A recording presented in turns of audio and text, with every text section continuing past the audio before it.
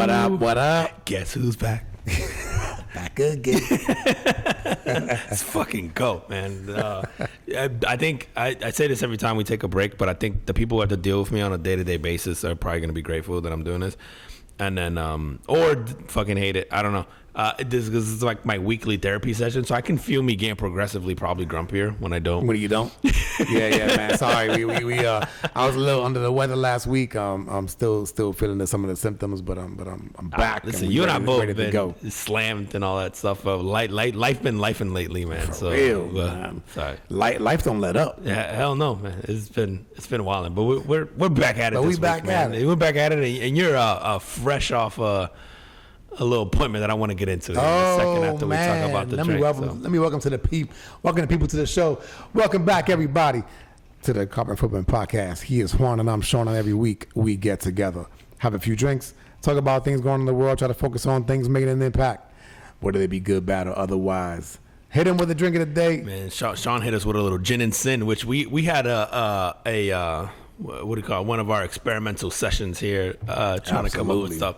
And now it's we got the deliciousness down. It was good initially, but it was like it tasted like a gin and juice, and so we needed to get it to be not gin and juice. So what we got is a little gin and sin, which is a ounce and a half of gin, half an ounce of grenadine, half an ounce of orange juice, 1/4 ounce of freshly squeezed lemon juice in a shaker. Shake that up, pour it in a rocks glass filled with ice, top off with a splash of ginger beer, and garnish with the rosemary. And we, as always, we got the rosemary from the Garden of Verona over here. Absolutely. Garden of Sean, whatever. I can't even remember. What freshly rained on, too. Yeah.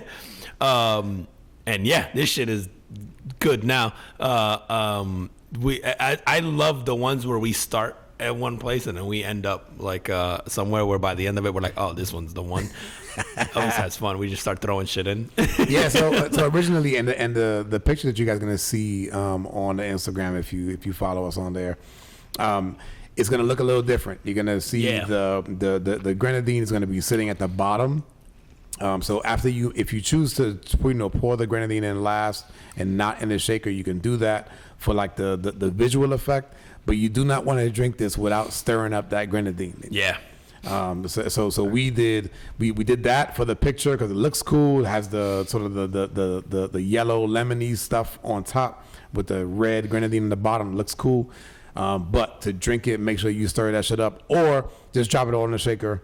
Yeah. Like Juan said, and then just serve it like that. It is delicious. That's true. Yeah, if you built it in a glass, is a good point. I forgot to mention. Yeah, if you want that pretty separation, and usually like rule of thumb too is like anytime you're making a drink, if you do the syrups last before you stir it, the weight of the syrups tends to sink them to the bottom, and so you'll get that like separation. So if you ever just want to do a pretty drink, just find a blue syrup or a purple syrup or a red syrup, and you'll get it to contrast because it'll sink to the bottom. Yeah, it's good. It's funny, man. Like we were talking before. It's so crazy to me that 1/4 ounce of an ingredient makes like a big difference. And like, we messed around with the ingredients. From like half of ounce of lemon juice to like 1/4 ounce was like, oh, this changed the drink. Like yeah. Like literally changed the drink. Like we both had a sip and we were like, oh, that's the one. Yeah. And then we backed off on the gin. Yep. So it was, the original recipe was 2 ounces of gin and then a half ounce lemon juice.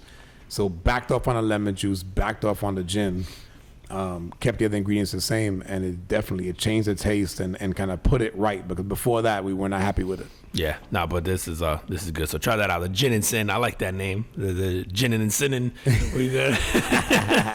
Let's go. All right, man. Yo, I gotta tell you about my doctor visit. Oh yeah, man. It's been months, like a month or two. In the making, man. I go into the doctor, man, and I'm a 50-year-old man, so I'm going. And for those of you who've been listening, I've been dreading this, man. I'm gonna get the finger in the butt. Yeah, you about to get the Diddy. Now, did they have the appropriate lube? Baby Diddy got it all. So I go in there, man. I'm sitting in the room waiting for the doctor to come in. Guy comes in, and I'm immediately examining his fingers. Looking at the length, the thickness. Yep. So this guy was he was not a big guy. He was a slender dude, Small man. Okay. So I'm looking at his fingers, man. I'm going like, okay, the tip looks really round. So this guy's talking to me about my health, right? And all I could think about is this tip guy's looks really round. Might be the most out of. It might be. But I gotta say, it gave me comfort.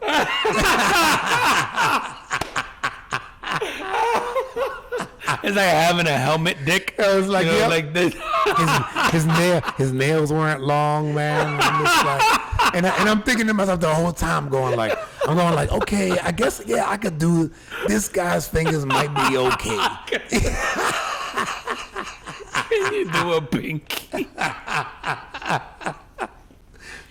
Man, and so he's going down the entire list of just like, oh man, like, like your levels of this is really good, and your levels of this, and your whatever going down.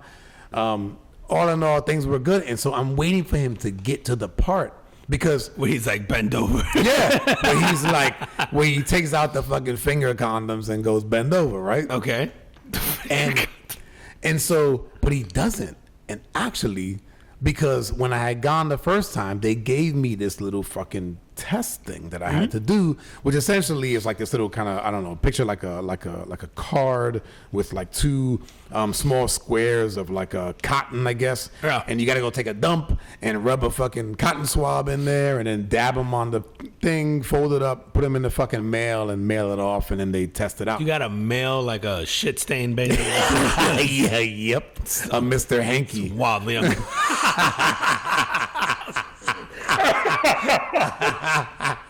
wildly uncomfortable with this. Okay. So, did that. So essentially that test come back, and I guess it gives them what they need. So basically that test told him like whatever levels that I would have, I guess for somebody who possibly would have prostate cancer was super low. Okay. So there's no need for the finger. The finger. Oh, okay. Now, I don't know if that's right, because I went home and my wife was really disappointed. She was disappointed. And she was like, what the fuck? Like, he still needs to do that. And I go, well, why? Doesn't he know? Tell her she got to wait for her birthday.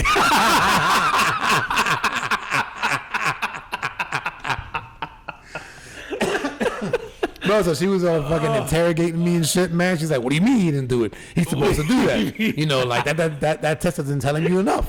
And you gotta get the fucking finger in the butt and da da da. And I said, listen, I was not arguing with that shit, because before that, for the first 5 minutes, I'm sizing this guy up. I'm making his finger. I'm making his finger size okay. Yeah, what's like you know how the fingers we have like sections, so it's like, yo, what's the first knuckle section? What's the length on that? Like, is he going 3 knuckle deep? Is it 2? Like what? Yeah. No, these are very important fucking questions. But I'm glad to hear you say that, bro, because after we dropped the episode where you first mentioned it, somebody sent me a message and goes, hey man, they actually checked this now through like blood work or through like this other testing. Oh, he shouldn't get fingered. But you don't tell him. So he's like, but don't tell him, because if he does get fingered, he got fucked up. The doctor just wanted to do it. Whoever you are, mystery person, fuck you. He's listening. He'd appreciate it. So glad you didn't get me too'd by your fucking doctor. Like, so I was like, oh, word? And then it was, and you know what? I was even afraid to ask. I'm just like, so like, you mean you're not gonna finger me? You're not gonna finger me? I would have been mad, just because I would have been like, like thinking about that shit the whole time, and like you said, building up. I'd be like, nah, bro, somebody's gonna finger me. I've been exercising my asshole. Yeah, you gonna give me a pinky or something? Put a toothpick in there or something. Go get that swab that I use. But if you would have come in and said that they actually did it, oh my God, bro, I would have been dying. It's like, yeah, don't tell him. But that shit is so. So funny. Yeah, man. Well, so no fingers, man. I'm good to go. I did the Mr. Hanky test, and that worked. Go get y'all physicals, man. I'm hard headed about this shit too, but medical wise, man, get whatever you need to get the tests, get all of them. Not for nothing, bro. Like the that shit. The idea of that kept me away longer than I probably should have. Yeah, and I think for a lot of guys, they're fucking like that, and it's like, for whatever reason, they're like, yeah, fuck that. Yeah, we're already shitty about getting medical care anyway, or doing routine screenings, and then I think, like you said, the idea of that also be like, because I know, bro, I have family, like I have uncles who will be like, I'd rather die, and I'm like, you're that homophobic that the idea of a finger in your ass, you go, you'd rather die, and they're like, yeah. And I'm like, there's something fucking wrong with you, bro. Like, if you're that, I go, so now I just fuck with him. I go, the fact that you don't want the finger tells me that you're afraid you might like it. So now I'm going to see if I can bully them into getting checked. That's it, man. Oh, man. But get checked, fellas. Get checked, man. I'm hearing way too many stories of people getting like, and then I read an article too that it is like cancers are very prevalent right now in people under 40 and people under 50 for that matter. So it's like really crazy for some reason. But obviously, the whole early detection thing is like the key. So get fucking checked. Get checked. It's easy. It's easy now. You did it. I'm disappointed you didn't get finger, but at least I'm glad you got checked. I'll be honest, man. I was looking forward to telling the story on here. Yeah. But it was just as good. I was looking forward to you telling me, like, yo, this guy had fingers like Dikembe Mutombo. He gave a finger whack. God bless his soul. He's like, no. I would have just walked out. Yeah. if Dikembe Mutombo or somebody that size came into God, the room, bro. Can you I'd imagine? have been like, no, bro, you're not a doctor. Or like any piano player.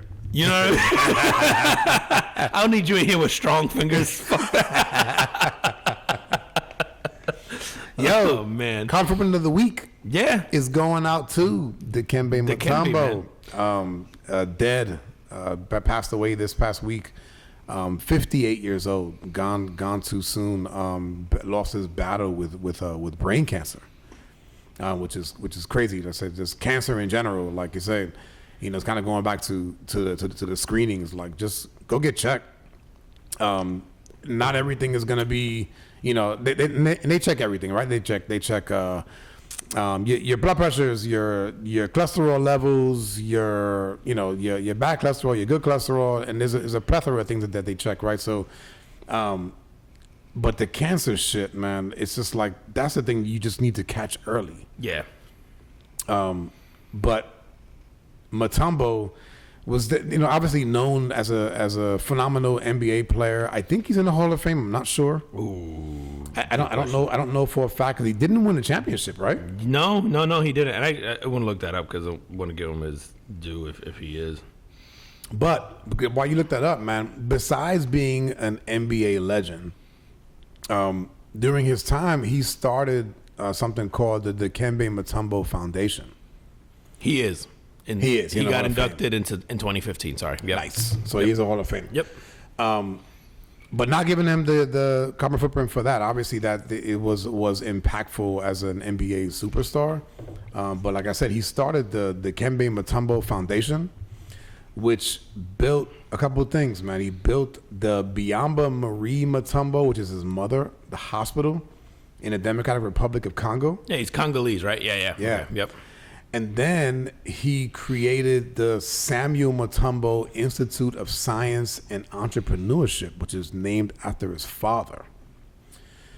And then the one thing that kind of caught me really was his son. And his son wrote this post on Instagram. It's funny. That's why I picked him as my carbon footprint. Is that right? Was the post from his. That was the only thing that made me pick him as my carbon and so footprint. this is, and so let me read this out for you guys. So he goes, "My dad will forever be my hero, not because of his success, not because of his millions, who over the last 4 decades have come to know and love him. My dad is my hero because he simply cared. He remains the purest heart I've ever known. At times, I thought my dad was a superhuman, or I thought of my dad as a superhuman." And I just read that and I go, man, like, as a father, if my kids are able to say anything like that about me when I pass, or hopefully when I'm alive, right? I want to hear something like that. Yeah. You've done your best, or you've had the impact that you intended to have with your children. Yeah.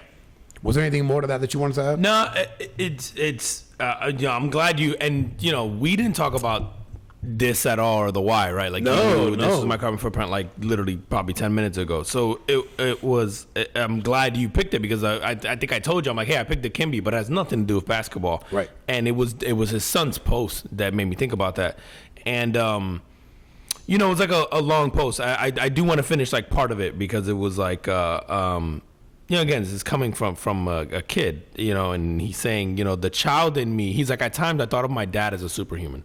The child in me would sigh to hear that this was never actually the case. My dad was a regular man who would stop at no length to honor the world, its people, and its creator. He loved others with every ounce of his being. That's what made him so accessible, and that's what made him real. Like in the spirit of the show, we always talk about like, things leaving an impact, good, bad, otherwise. I think the reason this resonated with me is because as I've gotten older, man, the only thing, it's funny, like we all get caught up on shit day to day, and whatever, whether it's work, whether it's like just our social life, relationships, whatever it is, man. And I think as I've gotten older, especially over the last couple of years, I think the thing that I've realized most is like the only thing I really care about, man, is like what my kids think of me when it's all said and done. And it's like, I want to live life, and like we've talked about this at nauseum on here. It's like, I want to experience everything. I want to do so much. I want to do all that. I'm like, but to me, I go, man, the when I think about like the eulogy of my life, the only one I care about is the one my kids would give. It's like, yeah, do I want my friends and my family to have good things to say about me and all that? Like, sure. But to me, like, if what like to me, them writing say something like this and meaning it and all that is like the most important thing to me. And then, like, so reading that, it was like, man, this guy who was obviously an incredible basketball player, so many just iconic moments with the finger wave and on icons, right, on Jordan, on Ewing, on just I mean, we could go down the list of all the people we played, but just then the humanitarian work that he's done, just incredible. And then I went, the most important thing he's ever done was be a dad. And you could see that, like, with how his son responded, and to see that, like, sometimes you see these people who are outwardly this pious and have this like reputation of being like, sort of godly and do well, and then are shitty. I don't want to say shitty human beings, but maybe okay, right? Like at home, like, bro. And I will say it's really difficult to be good at all that other stuff and be a good dad. Like, so hard, right? Like, usually I tell people all the time, man, it's funny whenever I talk to like people who are like, especially early in their careers, I go, man, you're either going to be a really good, fucking accountant or doctor, or you're going to be a really good dad, but you're never going to be both. Like, it's so fucking hard to be like really great at both, and some people pull it off. And it's because of the focus you have to put into it. Is right. It's the dedication. It's to being great, right? Like, so it's like, do you want to be a great dad or do you want to be a great accountant? You're not going to have both. Like, the idea of a work-life balance doesn't exist if you want to be great, right? It should exist for us, like, and we should do that on a day-to-day basis. But if you want to be truly great at stuff, it's like, it doesn't exist. And then I look at somebody like him and I'm like, well, fuck, man. Great basketball player, great humanitarian, great, seems to be like a great dad. And to me, though, like that part was the most important one. And it's like the thing that stuck with me. And, yeah, man. And again, I think it just stuck with me because it's the only thing that as I've gotten older, I've been like, it's the only one I care about. It's the one that matters to me. It's changed over time, and it's been the one now where I'm like, yeah, man. Like, I never want my kids to go, like, if my kids gave a eulogy and were like, my dad was really good at his job and and he liked those people and whatever. Like, I wouldn't. It's not the one I would want to hear. I think hearing that, like, not so much that his dad was his hero, but just, all the good things he had to say about him, and saying he was a hero, and saying like, hey, man, I looked at, like, it was just like, oh, wow, man, this guy lived up to the hype, even at home. Yeah. And in his personal life, man. And I think this kind of goes to show too, man, like, your kids are listening even when you think they're not. I've had so many, and I've had so many times where I've had to tell my kids, at least as I see it, I tell them the same thing over and over and over and over, right? And I think I mentioned this on here before. There was some time in the last year or so where I kind of had them one-on-one, and I go, yo, man, like, if I die tomorrow, right, God forbid, right, if I die tomorrow, what do you remember from me?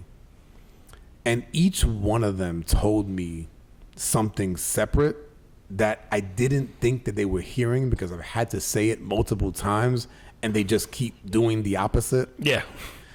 And they surprised me with what those responses were. And it just made me walk away from those conversations going, oh shit, they are listening. Yeah. I think it's just the most important. I don't want to call it a job, but it's just the most important role you will play in your life. I think is, like, yeah, you're raising you have kids, right? You have your young boys, and you're trying to raise good humans, right? Like, right. You're trying to be, I think we get caught up in this idea of wanting our kids to be safe and successful and happy, and that's important, obviously.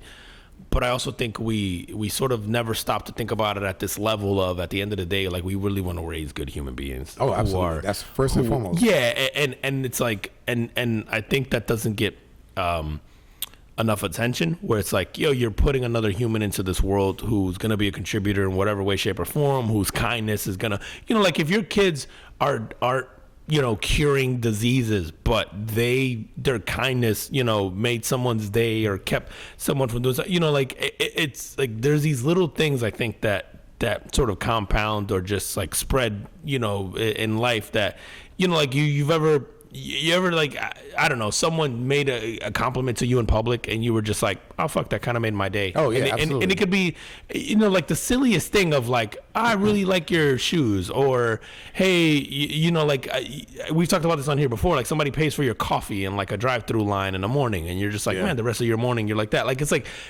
that. Or dude, you've been going to work and somebody goes like, fuck man, I'm glad you're here. Yes. It's like, you're like, oh, cool, like, thank you. Like, it sort of makes the whole mundane or the routine of it all, like, worthwhile, or at least not feel as sort of I don't want to say useless, but I guess it makes it feel like it doesn't go in vain. And I think at the end of the day, we really want to raise, like, human beings who are capable of just spreading that and being that and not being shitheads. And, like, it's funny because for the longest time, I think we used to joke about this on here before, was like, if you ask my kids that question, the response to you would be like, oh, my dad just says, don't be an asshole. Like, it's just like, but it's something that I've told them forever, like, hey, don't be an asshole, like, and it has stuck. And I don't know what my kids would say now. And I have that too, man. I've told them, don't be a dick. Yeah. And I remember a couple of years ago, my son bought me the pen.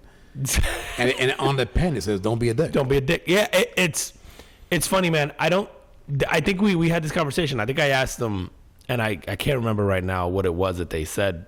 But I remember being surprised by the answer too. And I think don't be an asshole was definitely in there. But also, man, as I've gotten older and I think about that, I'm almost nervous to know what it is. It's weird. No, man, don't be. Yeah, like, it wouldn't stop me, but I'm. Yeah, don't be. You know what it is? I think I care too much, and it would be like I think you'll be surprised, man. I think you'll be pleasantly surprised. Yeah, I don't think it's gonna bother me what it is, but it's almost like. I don't know, man. I think it's so meaningful to me that I almost would rather, like, almost not know. Not know. Yeah, it's like it's just like, did you get something out of it? Yeah, that's good enough for me. You know what I mean? I'll tell you this, man. I was not sorry that I asked. I was surprised by the answers, and then, like I said, I left there just going like, fuck, man, they are listening. That's good. Yeah, dude. There's so few humans that come into our lives that we're like. Whose opinions matter, who give a fuck about you, who you give a fuck about them, who, like, all this stuff. And then I think, like, for a lot of us, it's why I'm like, everyone shouldn't be a parent. And it's not for everybody.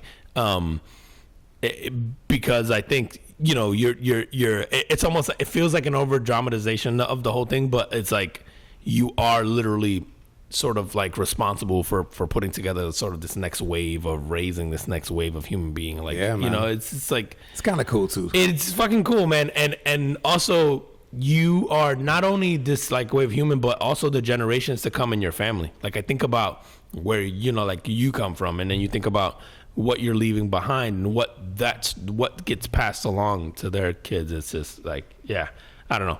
Yeah, but so the Kimi Pasamo, man, like just that. Yeah, man. It was the one that stuck with me, man, hard, man. It made me emotional when I read his post initially. Yeah. It was like, you know, anything with kids always gets me. But reading that, it was like, and it isn't even that like super heartfelt or traumatic, but it was just like, it just felt so genuine, and you know, it wasn't like a cliche sort of thing where he didn't mention anything about basketball.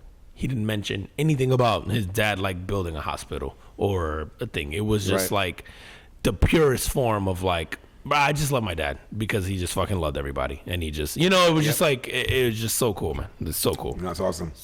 Again, gone too soon, man. 58 is too soon. So fucking young too, man. Yeah, man. Yeah. All right, man. Next up on the dead list this week is Pete Rose. Although Pete Rose, I didn't know Pete Rose was fucking 80 something. 83, yeah, man. He had a heart attack? 83. Is that natural causes? So hypertension, I think is what they said. Happening. It was high blood pressure, basically. Right? It's heart attack. You know, I mean, 83. I don't think anybody is like. I don't want to say gone too soon. Like that's normal. No, but I think the thing with him was like he was literally at like an autograph signing the day before, like like a couple states away. So he was chilling the day before, and then chilling and then just dead. Yeah. So it wasn't like he was sick and they thing. It was like, yo, he was literally doing stuff, flew home to Vegas, and then just died at his home. Dude, my grandfather went like that, man, and he was I think he was in his maybe late 70s, or mid to late 70s, and he passed like that. Like he was just doing the normal shit the day before, had a heart attack in his sleep and passed, man. Which you know, people always say like, oh, that's how I want to go in my sleep. It's just you though? Yeah, do you though? Yeah. I don't know if I want to be. Yeah, I mean, unless it's after like a really awesome day. Yeah, I don't want to be. Great as ever. I don't want to be outside washing my car and I want to be died at night. 127 doing a line off my wife's ass. My 10th, whoever that may be at the time. Wife's ass.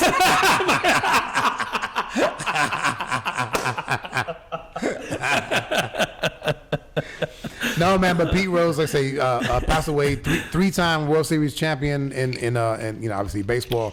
2 with the Reds, 1 with the Phillies. Banned from the Hall of Fame. So one of the best hitters baseball's ever seen. Banned from the Hall of Fame due to betting on games in which he played. Yeah. And that ban still holds true to today. Yeah. Which I'm going like, yo, stand 10 toes on that shit forever. Fuck it. Yeah. Don't give it to him now. Don't give it to him now. Yeah. Fuck that. Don't give it to him now. I fucking hate that he's not in, but I think you're absolutely right.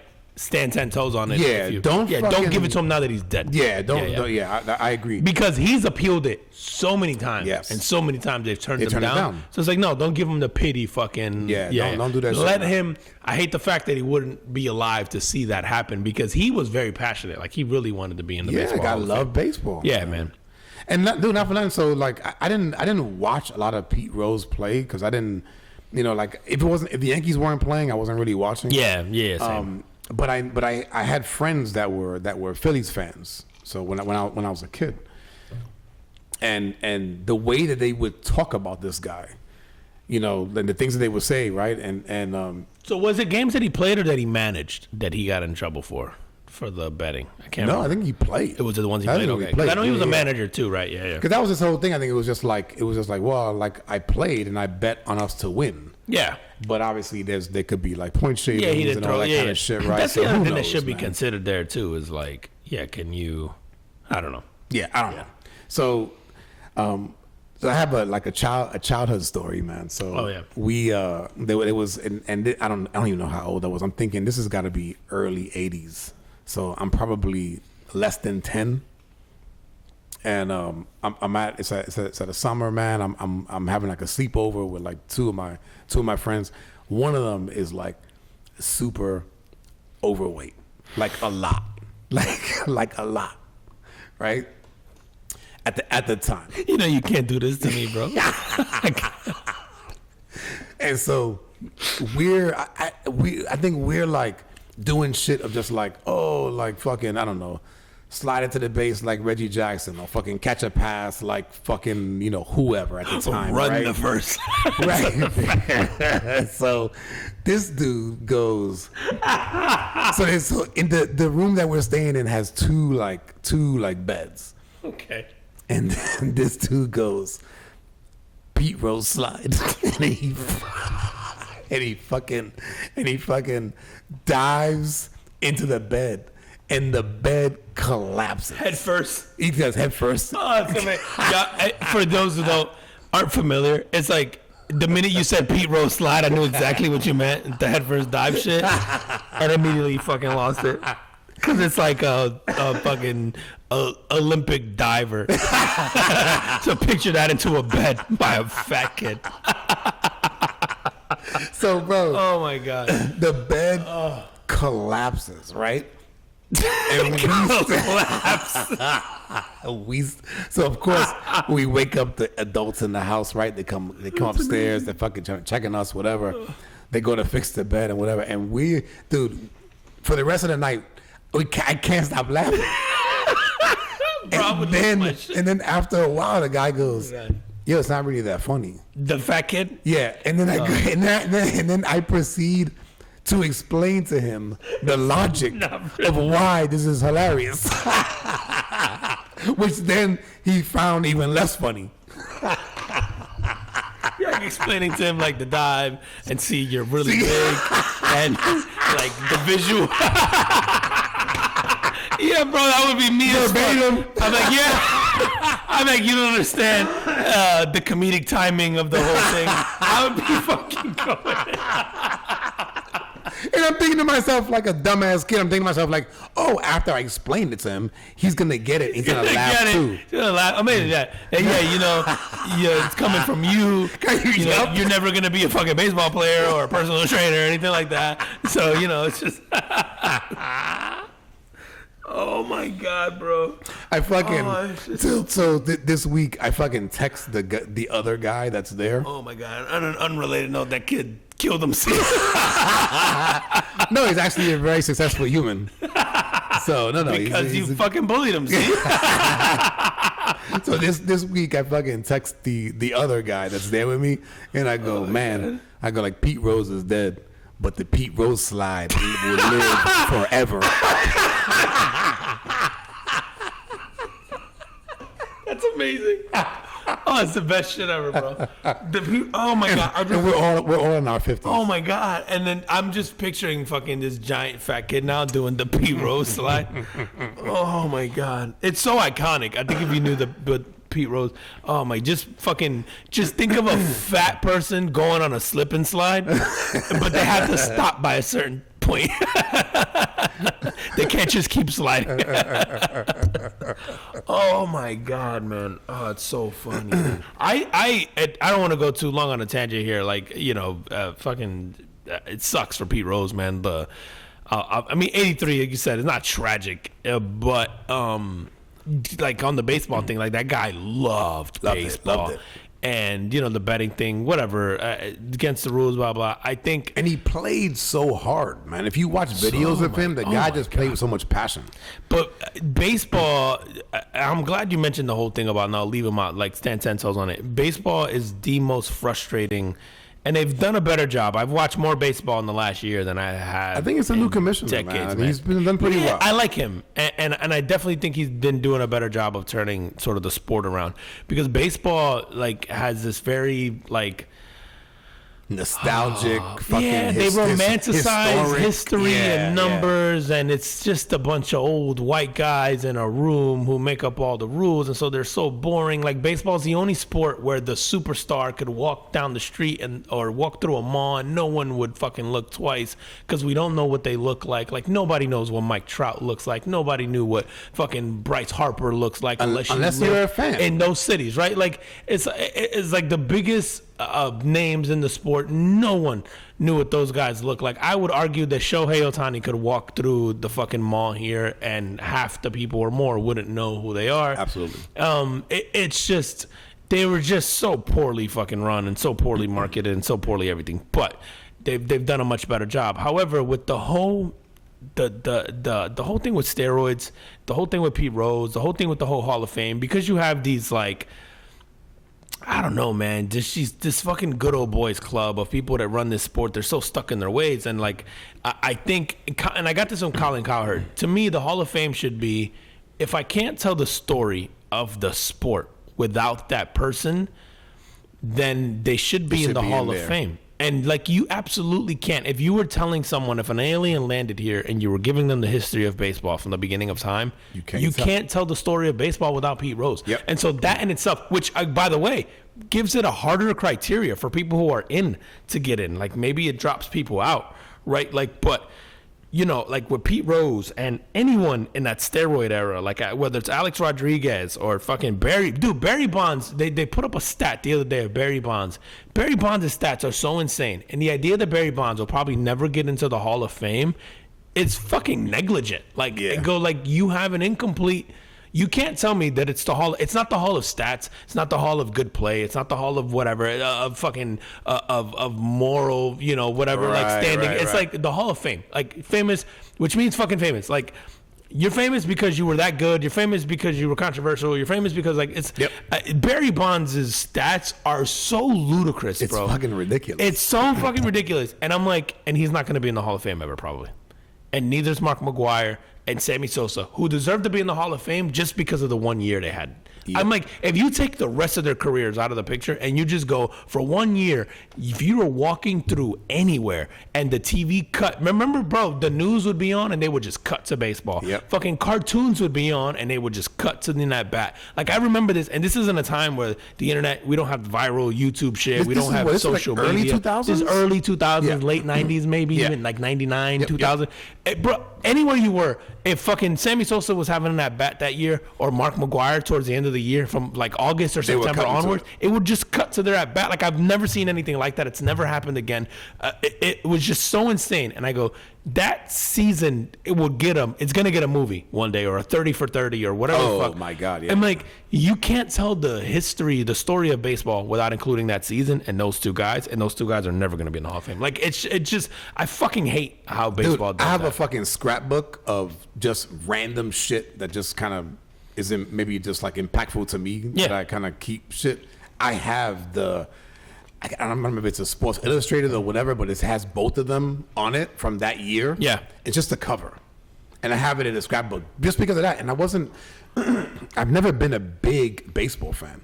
No, but it's just that. But that, like you said, that, and I didn't give, and other than the Yankees, I don't give a shit about anybody. Yeah, no, same. But that year, I cared. Yeah, you cared. You watched those at bats. Yep. And Sammy was still black. Like, it was amazing, man. What a time. He didn't get his Michael Jackson on yet? He didn't get his Michael Jackson on yet. Have you seen him lately? I saw him several years ago, and I saw that he's super light, because he has a vitiligo. Is that what it is? It has to be. You think so? No, I'm pretty sure. You think it's vitiligo? Yeah, I'm pretty And you just get vitiligo in your 50s or 60s all of nowhere? I don't know how vitiligo works, but it would appear to me that you would get that very early on. Perhaps. Not at like 50 or 60. Have you seen those commercials for the new drug for vitiligo? No. So if you ever see it, man, you got to see this. But I'm already laughing. I don't even know what you're going to say. Because they show the person taking the medicine for the vitiligo, and it kind of, it at least partially corrects it. Oh, right. So wait, it's like raise your credit score, 100 points. But they look, but at the end when they show the before and after, bro, they look better before. Oh, they look better with the vitiligo. They look better with the vitiligo. Now, question: were they darker or lighter with the vitiligo? Lighter but patchy. Lighter but patchy. So like the vitiligo is usually like in sections of your face. Seems a little racist that you would say they look better. I'm just saying. No, I thought they look better. What's the chick who's better patchy? What's the chick who's a model? Who's I don't know her name. Yeah. Who's got all the patches everywhere, and she's like a.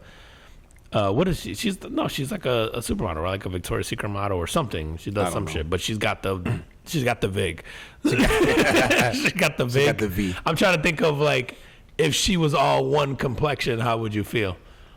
Oh right. Would she be a supermodel? Better looking? Or would she be right? Or would she not be a supermodel? Right. Because we'd be like, is she taking the drug? Probably not. Oh, yeah, no, that would be interesting. I'm trying to think of like famous people with vitiligo, because there's no fucking way Michael Jackson had that, right? Like, do we think that honestly? Yeah, I think he had it. Yeah.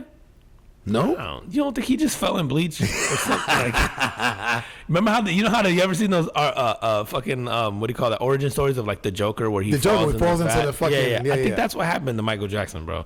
I just think his like villain origin stories, he fell into fucking like some kind of sanitizer and he turned into that. Cause bro, there's some shit. Michael turned into like an old Asian lady. It was weird. He wasn't even like. Well, that was after all the surgeries and shit. Yeah, was that what it was? He did his nose. Is that what we're saying? He fucked up his nose. How did he fuck up his nose? Remember, he wanted the nose to be more like Janet's. Yeah, but wasn't Janet's fake too? Oh fuck, maybe Janet got it first. I don't know. Or maybe was that vice versa? Yeah, it was weird because it's like if I can see your nostrils head on, Is that attractive? I don't think so. I think they fucked it up, right? Like, if I could see your nostrils, if I look at you dead on, I feel like they might have fucked up your nose job. How is that better than the nose you had before? Like, because Michael had the regular black nose. He had a bigger. And then nose. he got an old Asian lady nose. I don't know. And he got the old Asian lady skin too. He did. I don't know. No, fuck him. He had. Anyway. All right, Pete Rose. Shout out to Pete Rose. Shout out to Pete Rose, and somehow we went to Pete Rose. Yeah, I know. Like I said, dead at 83, man. You made me think now, like, what? Now I'm obsessed with this whole idea of does he get into the Hall of Fame, and I'm gonna be pissed if he doesn't. And I'm one of those people who couldn't.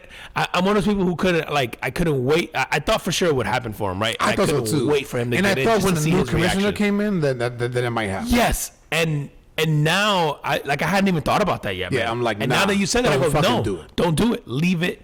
Let him.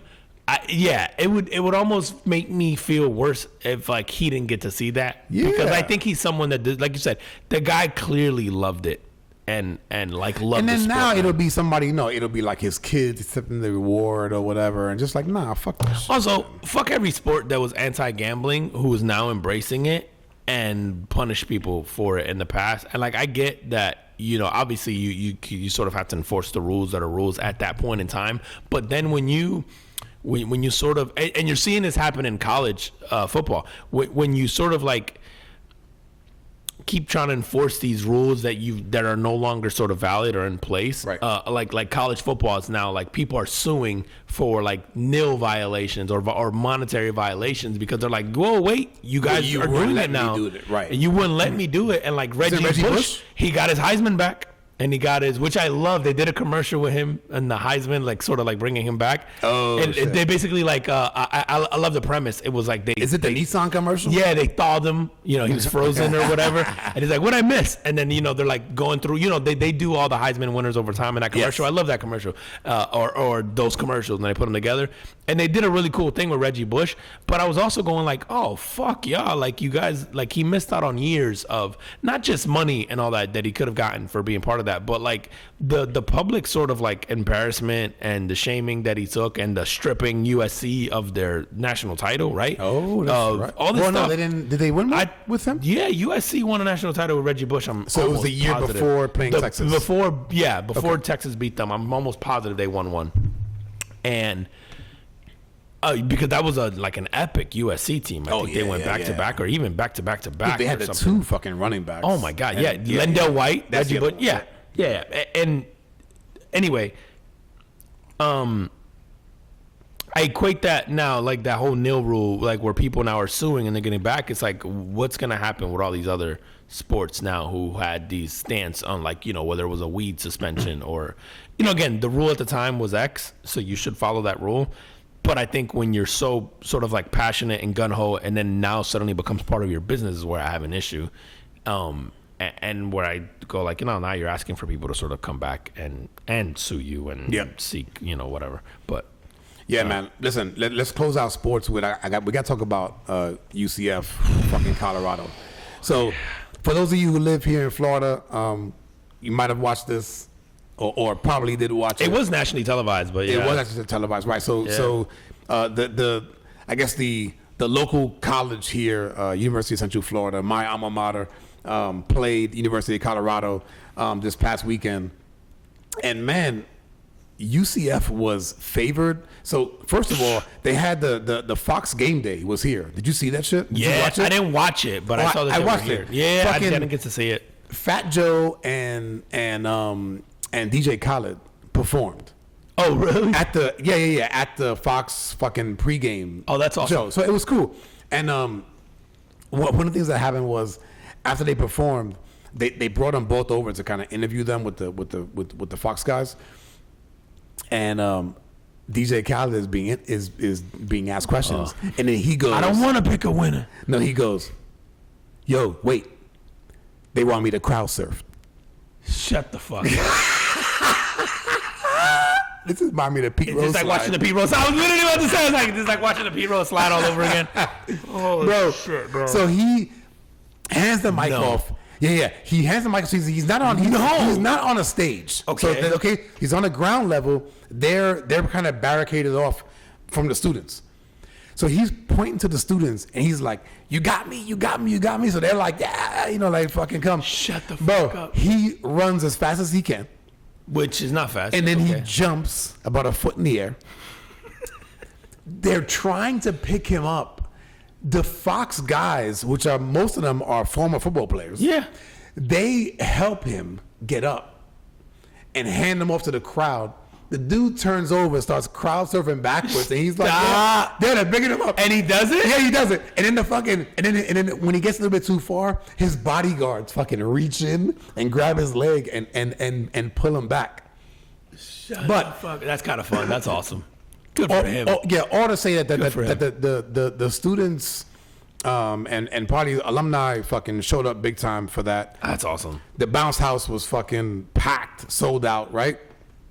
And Colorado fucking destroyed them. Oh my god, bro! It was a disappointing performance for a team dude. that has a lot of hype this year. And by the way, the whole 12-team college football playoff, it was like their year. Like if you beat Colorado, you're definitely ranked, and then you get a chance to beat the Gators this week, and beating the Gators means more at a local level here for bragging right than it will nationally because the Gators just aren't good. They're not good right now. So right? yeah, it's just. It was disappointing to see that performance, and it's on brand, also, dude. It's like there was a couple things I learned from this. I'm like, don't expect UCF to beat any like A1 teams. No, because they made Colorado look like Bama or Georgia. Oh my god. And like then they're not ready for the bigger schools, and then this week Colorado I believe is playing Kansas State, which is ranked. Yeah. So that'll be interesting to see. That'll be the test, yeah. Because Colorado has not been, their line has been sucked and has not really played. Yeah. So it'll be interesting to see them this week against a top 25 team. It's interesting you mentioned the line because I just saw somebody that was like, that's the difference between Alabama and Clemson and Georgia, right, versus a UCF is like, fast kids are everywhere. Kids that can catch are everywhere. Good quarterbacks are everywhere, especially when you're a Florida school. Where you see the big difference between these schools is usually at the front, right? The defensive line or the offensive line. Yep. It's like they don't make a lot of 6'8", 350-pounders, right? And when they do, those kids go to Alabama. They go to Georgia. They go to LSU. They go to traditional powers. Yep.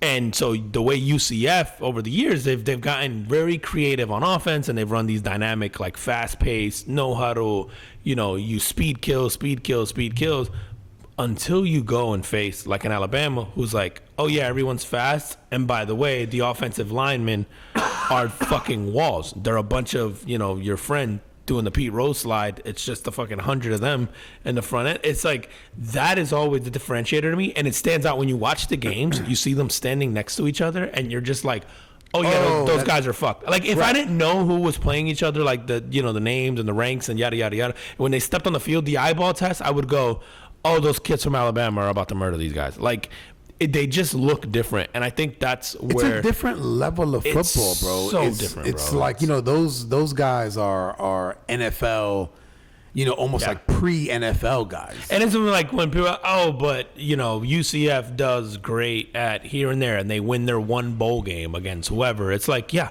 because that's their Super Bowl, right? Like UCF beating, say, I don't know, who they beat a couple of years ago in a bowl game that was like a big deal. Baylor? Yeah, it beat Baylor. Was it Baylor? Or, yeah, that right. You might be right. And Baylor was good that year. Baylor was good that year. However, Baylor, I would argue when you get to that bowl game is a disappointment for Baylor because they expected to be in a national title game, and then they lost a game, which obviously pushed them out, right? For UCF, getting into the Fiesta Bowl against Baylor was their Super Bowl. You're getting the best effort ever from those UCF kids. You're getting like a very interested and all in, and it is not to take away anything from them, right? Like talented kids, fast. That was an offense that year that put up a lot of points and was dynamic and creative and whatever. However, then you're going against a Baylor team that's disinterested. That's all that, and so I guess I just say that to say like you can't overcome talent. Like you can work hard, you can do all that stuff, but at that level where you go, hey, the talent's all the same, the kids all work hard, you're at this level, the facilities are amazing. The thing is it's like now just the one-on-one matchups win. The kids at a 1-for-1, talent for talent, like your wide receiver against my wide receiver. Yeah, that's an even matchup. Your quarterback against my quarterback. I might have a 1-up, but your quarterback's good enough. And then it just, to me, it's like, look at that defensive line and offensive line. They just don't make human beings like that. It's like everywhere. It doesn't matter. Ones that they do, they just go. It doesn't matter how hard those smaller guys work. You can't. You're never gonna be. You're never gonna be there. You're never gonna be. It's like asking Muggsy Bogues to guard LeBron James. Right. It's like I don't care how hard you work, you can't physically do it ever. And I think that's the issue that happens with UCF. Now that's not to say that they can't change that. I just don't think that that's happening yet. Like I don't think they're getting these massive kids who are, because those guys are all getting offers from the bigger schools. Offers from bigger schools because again, those guys are harder to find.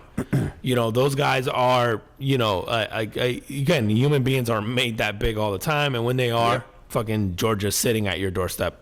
And so is LSU and Alabama and all. Yeah, so we'll see what happens moving forward. Yeah, dude, talk to me about this port strike. What is happening?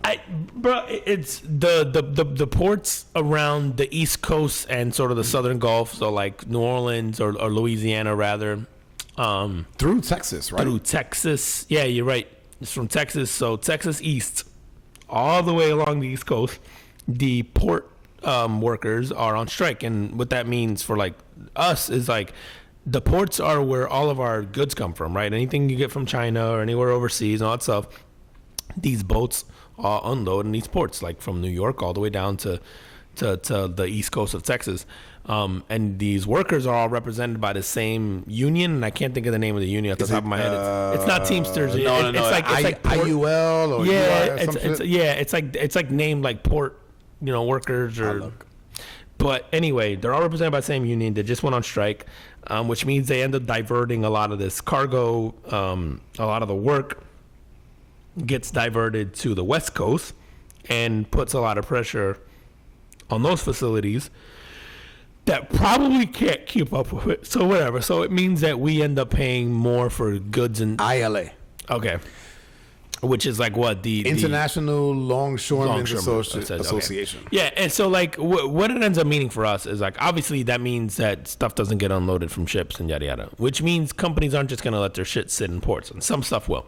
So a lot of these guys will divert their things to other ports and they'll get unloaded there, which means there's a backlog at those ports, which means now you're back in a shortage of the supply and demand, and the supply chain is now once again sort of on a stranglehold like it has been already. And then since COVID, and by the way, now you have to pay more, right? You have to store these things longer because they're sitting on a port. You have to there's fines, there's port fees, now you have to move it from the port in Texas to maybe the port in California. That there's a cost associated with that. It's a lot. So who do you think pays for that? Yeah, we do. The consumer, and the consumer does. And I don't know a lot about port workers and the economics of that.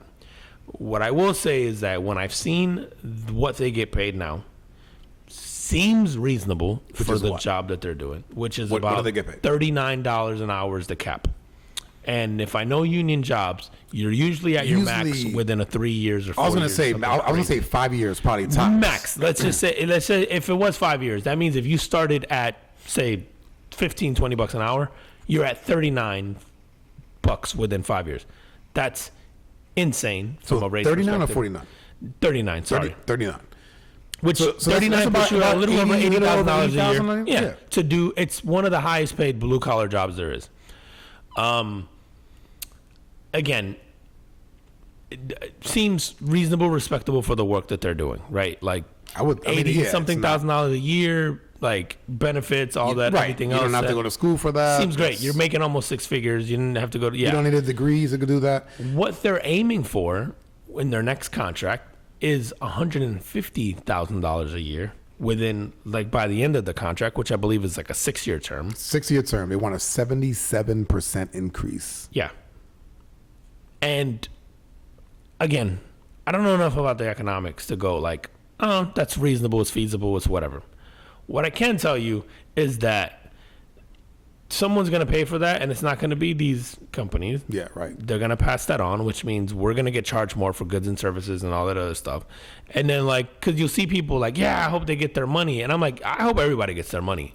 But I'm also very cognizant of the fact that, like, them getting their money means I'm going to spend more of mine. Right. And I don't know what this does, because it's not going to last long, because it is billions of dollars a day that this goes by, that these companies are losing out on revenue and expenses, because again, you everything we just touched on, where you got to move the goods, you got the stuff, that also means it's not on shelves, right? It's not getting sold.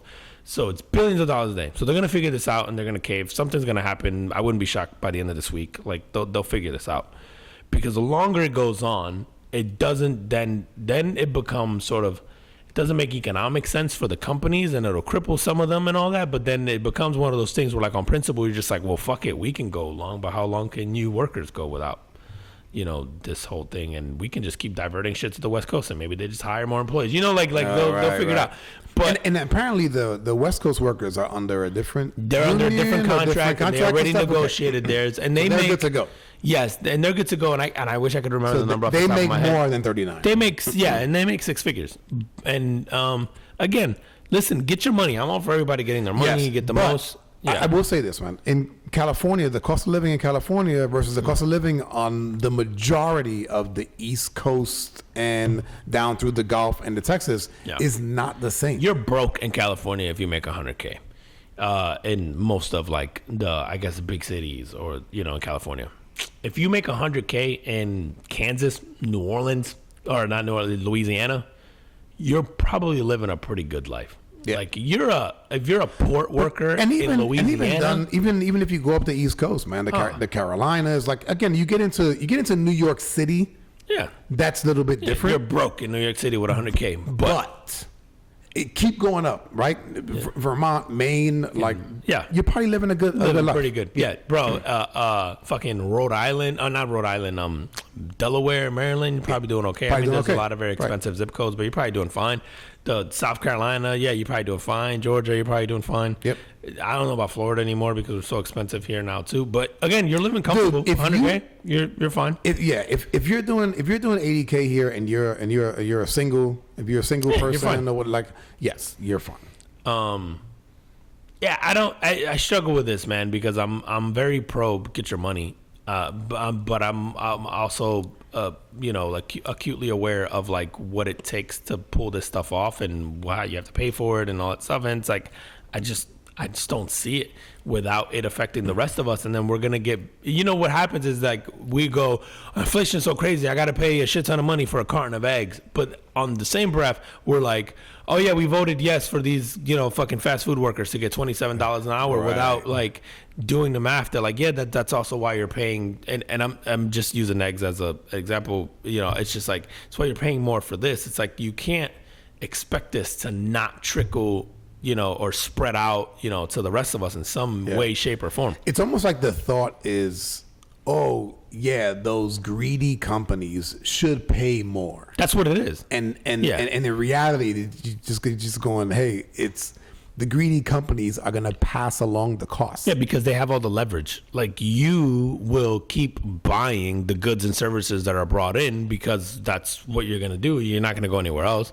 right? And then they're just going to raise the price to go, oh, I have to pay 22% more for, you know, to pass it to the port. Cool. I'm just going to raise the price by 22%. You know, it's just like, why would I not? Oh, no, matter of fact, I'm going to raise it by 25% and maybe make another percentage or, you know, point or two off of it. Like, I don't know. Like, you, and the thing is like, I also don't know what the right answer is, because again, I want people to make their money. I want, if it's feasible, I want, you know, I'm all. But I also think that jobs are sort of worth something, right? Like every job is, you shouldn't make $100,000 for every job. Like, there has to be, you know, certain jobs require certain skill sets, and it's almost like, how long does it take to acquire those skill sets? And if it doesn't take long to acquire the skill sets, then the position is probably not worth as much as one that takes you longer to acquire the skill. Yeah, you should get. It seems to be common sense, man. Which is, I guess it is kind of how it works now. Is you should get paid according to how difficult you are to replace, and it is. I don't want to say it's easy to replace a port guy, but right. I don't know what they do. Yeah, I don't know what they do. I don't know what kind of certification they do. Just seems like a job that you just go and put out some ads, and then, and you know, it's easy. Like, you know who's really hard to replace is fucking the neurosurgeon. You know, like that guy went to school and he's one of, you know, fucking 20 in that class, and you know, it's like, I get why those people make the money they do, because it's very difficult to replace those guys, right? And so I think we do sort of have a system that does that now, which is why I think when we're a little, like, there's a shock to the system, especially for me, I think when people try to deviate from that, because I'm like, yeah, make the most money, but I also default to, yeah, but I could put anyone there. So why am I paying you more for a job that I feel like I could train anyone to do? Like, I'm not getting value for, like, what am I getting for $150,000 a year other than the same thing you're doing now? Like, they're not, I don't know. I guess I can never look at it past value, and I'm sure, like, you know, I'm not sure. I know I've been in situations where sort of I'm measured to that standard as well, right? But it's I don't know. I understand it. I'm self-aware enough to know what I am and am not worth, right? Like, so yeah, I don't know. But I think if you get, you know, when you get into the unions, right? It's like, it's, if you were part of the union, right, and you're going like, oh, okay, well, shit, we're fighting for a 77% increase. Yeah, I could use that. Oh, we're going to strike for that? All right, I guess so. Which is crazy, because you strike, you know, you're not making any money at the time. Yep. And you're going to get back pay, because what ends up happening in these strike deals is if you're on strike for 2 weeks, you're going to get paid for those 2 weeks once the strike, you know, whatever the terms of the deal are. The one that stood out a lot was the AI or the automation thing. Is one of the. That was strange, actually. There's a whole list. Yeah. It was like, you know, not only are they asking for more money, which, again, I just don't know what the answer to that is. Like, I haven't done the math, but like, they want to limit automation. Which I would have a more difficult time as a corporation letting that one go, because I'm like, no, why? No, yeah, right. Yeah, no. If I'm giving you $150,000 a year or whatever, and that's the other thing I think they want to look at. It's like, if I'm going to give you $150,000, guess what? I'm going to find a way to hire less of you guys, right? And potentially, because you shouldn't make you obsolete at that wage. At that job, you shouldn't be easily replaceable. Right, which also tells me that they're very aware that they're easily replaceable. Like, I hate to say it that way, but it's like, oh, we don't want any automation. It's like, oh, that means you're very aware that you're asking for $150,000 a year, but you also know that there's something out there that can replace you for significantly less. Right. And because, you know, they want to deliberately put in rules that limit what automation is allowed in the facilities. Right. Seems bizarre to me. It seems like the prisoners running the fucking jail, man. Yeah. So I'm curious to see where this goes. I'm also going like, hey, buckle the fuck up, because we're coming onto the holiday season. This drags on. You guys are gonna pay way more for toys and clothes and whatever else, cars. And dude, should we be going to the fucking grocery store and getting toilet paper, stocking up now, right, on all this shit? I don't know, man. You got to be stocking up on the stuff that's imported for sure. Like, I don't know what the fuck is even made here anymore. Do we make anything in America other than fucking ancient presidents and bullets? How we doing on time, bro? We're an hour 4. All right, bet. Let's finish it off, man. You want to talk about this? What you want to end with? What do you want to do, man? Do you want to talk about Diddy getting Me Too? Or do you want to talk about the Chinese just bootlegging everything? What's going on with the Chinese, man? Bro, Talk to me about the Chinese. I think we brought this zoo up a while back, and there were people who were complaining, saying that the pandas at this zoo look like dogs. And like the bear? Like a panda the bear? panda bear. They were saying that the panda bear looks suspiciously like a dog. Okay. And this shit went viral, and we might have talked about it on here like a few months back. I feel like I've seen that before. Well, it has come out that the pandas were in fact dogs. The zoo lied. It took a couple of chow chows and painted them. And I was like, I thought chow chows. And you know, it's funny when they said painted dogs. I went, the immediate thing I thought of was chow chow. Yeah, the chow's the one that can make it. And so they continued chow chow, and they passed them off for years as pandas. How? Bro, years. And then it wasn't like they're making like mannerisms, I guess, of dogs. You know, they're doing dog, like they're barking and shit. And people are like, I don't know, pandas bark. That's wild. They're not, they're not eating bamboo sticks. They're fucking eating, Alpo. And people are like, pandas like, is there like a fucking shortage of pandas? Are they endangered? I don't fucking know. I don't know. Yeah, I think they're endangered, and maybe it's hard to get them. And I don't know. The Chinese have weird rules, like they own every panda in the world, even if it's not in China. Like, no, I didn't know that. Yeah, it's like we had to give away the the ones that are like in DC and that zoo. We had to give them back. There's this whole fucking thing with pandas, bro. They're like the only people. They have them like a monopoly on them. Yeah, which is weird from a country that bootlegs everything.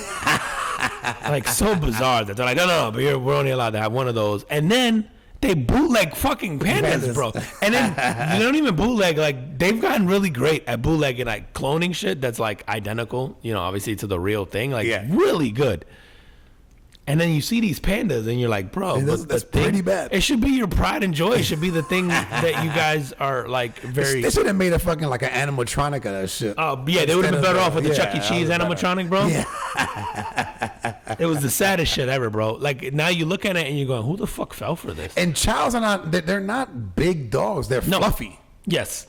Right, they got a lot of hair. A friend of mine used to have one, man, and I seen him when he bathed them. Yeah. And I was like, oh, there's really no dog underneath there. It's just a lot of hair. It's just a lot. Yeah, it is. They're oddly thin. Yeah, really thin. Yeah. They're mean as fuck. And they're mean. Yeah, so mean. Yeah. Which is hilarious, too, because pandas look like friendly and they look happy and then you replace them with like a vicious ass, not only a dog, but like a mean ass dog. I'm assuming pandas aren't friendly either. I mean, they're fucking bears. Yeah, I think. Yeah, I guess that's a good point. But like, I mean, like orcas look cool too, but they're fucking killer whales.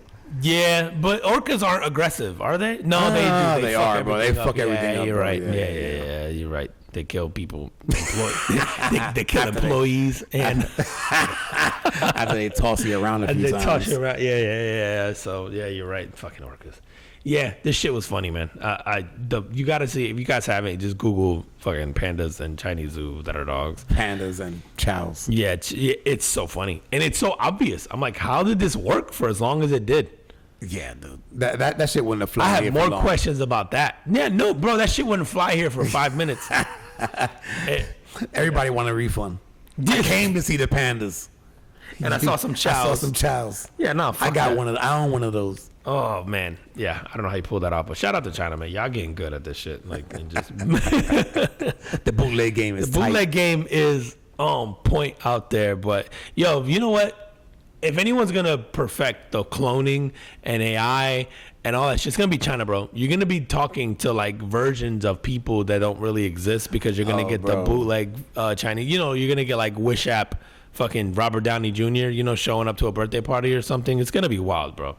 They're going to figure that shit out. We got to talk about some AI shit next time. Yeah. All right, man. On that, tell them where they can find us. It's been so long that I don't know anymore. At the Carbon Food Podcast on IG, the Carbon Food Podcast on Facebook, YouTube, at Carbon FP Pod on X, and at Carbon Food Podcast on TikTok. And then everywhere where you get your audio, your music, all the big ones, Apple, Spotify, YouTube, Audible, JioSav in Ghana if you're in India, and leave us a review. It's really important on the Google Podcast and Spotify. Leave us a review.